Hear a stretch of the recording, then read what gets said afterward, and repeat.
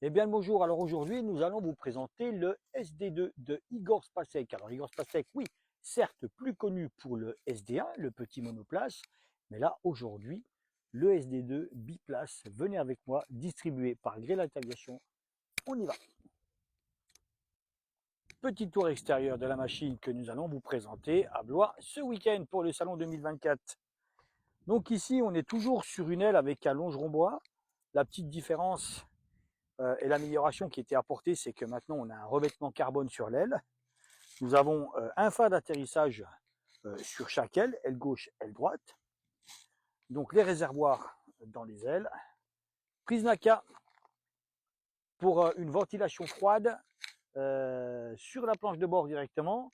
Et également en ventilation froide extérieure, on a des airvents. Trappe de parachute, trappe d'inspection d'huile.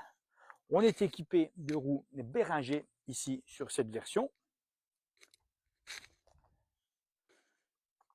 Côté hélice, la bout de comp SR3000, couplé à un boîtier constant speed.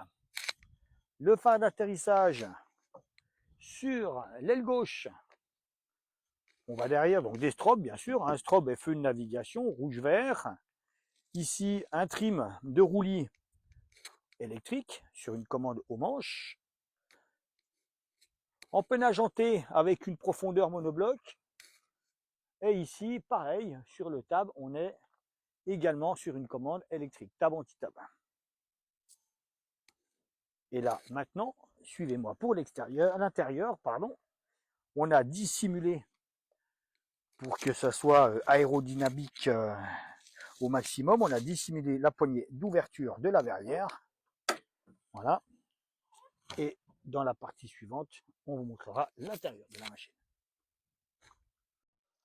Eh bien, bonjour à tous. Eh bien, aujourd'hui, présentation toujours sur le SD2, mais de l'intérieur de la machine.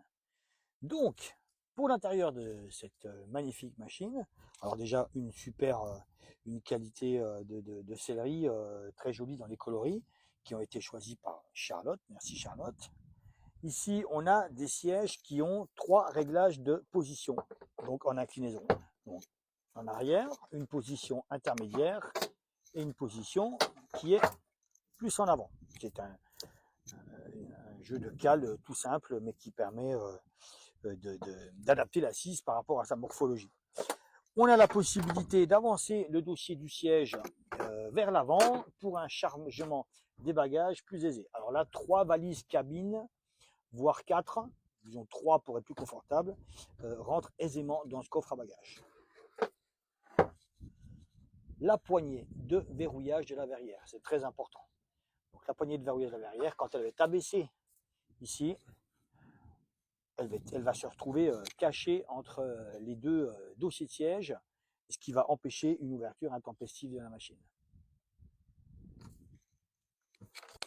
Alors, les harnais 4 points également sur les sièges, alors floqués avec Spacek, ça c'est aussi la petite nouveauté.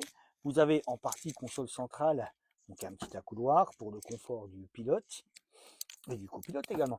Une commande de frein avec son blocage frein de parking. Si je remonte en avant sur la console centrale, le sélecteur de carburant, la commande de gaz, une commande de starter et une commande de chauffage. La poignée de parachute également sur la console centrale pour y avoir accès facilement. Alors l'accès à bord, comme dans toutes les airbus, c'est très facile. Alors chacun sa technique. Pour moi, ce sera celle-ci, un pied, 2 pieds, et je me laisse glisser au fond du baquet. Et voilà, on est bien installé. Et là, on est prêt pour les kilomètres. C'est moi qui vous le dis. Alors un point très important. Alors de série, bien sûr, mais très important. Le réglage des palonniers que l'on peut adapter sur 6 positions en fonction de votre longueur de jambe. Et là, c'est easy. Donc j'ai une petite câblette que je prends entre mes doigts ici. Je tire dessus et je pousse avec ma pointe de pied. Voilà, où je viens. Par exemple, pour moi, ce sera à peu près cette position-là. Et je lâche ma câblette pour le verrouillage. Et là, j'ai vraiment 6 positions de réglage de palonnier.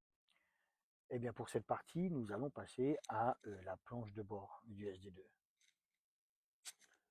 Si je commence sur la partie gauche, ici je retrouve, comme je vous l'ai présenté précédemment, les prises NACA, je retrouve mes ventilations froides directionnelles ici sur ma planche de bord. Donc ça c'est très agréable quand il fait très chaud.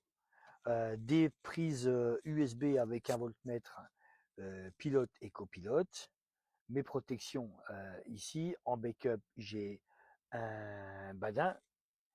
Et là, pour cette version, je suis en Garmin G3X. Donc, dans le Garmin G3X, couplé à une radio Trig, je retrouve le panel pour mon changement de fréquence, etc. Ça, vous connaissez. Également, un transpondeur intégré ou pour mes changements de fréquence de mon transpondeur, c'est intégré dans le G3X. Le fonctionnement du G3X, ce sera peut-être dans une autre présentation. Le pilote automatique avec le JMC 305, un petit peu plus facile, mais on peut tout à fait passer directement par l'écran tactile du Garmin. Un boîtier constant speed Woodcomp avec deux touches raccourcies, ça c'est la petite nouveauté, c'est pas mal. Deux touches raccourcies, on a une touche rapide pour la croisière et une touche rapide pour le décollage et l'atterrissage. Un boîtier de commande de volet avec des présélections de position, la radio bien sûr, le sélecteur magnéto sur le contact, les protections, la poignée de parachute, on l'a vu. La nouveauté, ça c'est très bien, c'est une petite box, un équipé en planche de bord qui peut être remplacé par un deuxième écran G3X. Mais si pas d'écran, voilà, cette boîte est proposée. Et donc la prise 12 volts USB de l'autre côté, en partie droite pour le copilote. Alors restez bien connectés parce que la dernière partie de cette présentation du SD2 de Igor Spacek, ce sera pour les essais en vol. Donc je pense que vous serez sincèrement très surpris par les performances de cette machine. Donc je vous dis à bientôt avec Grelight Aviation et le SD2.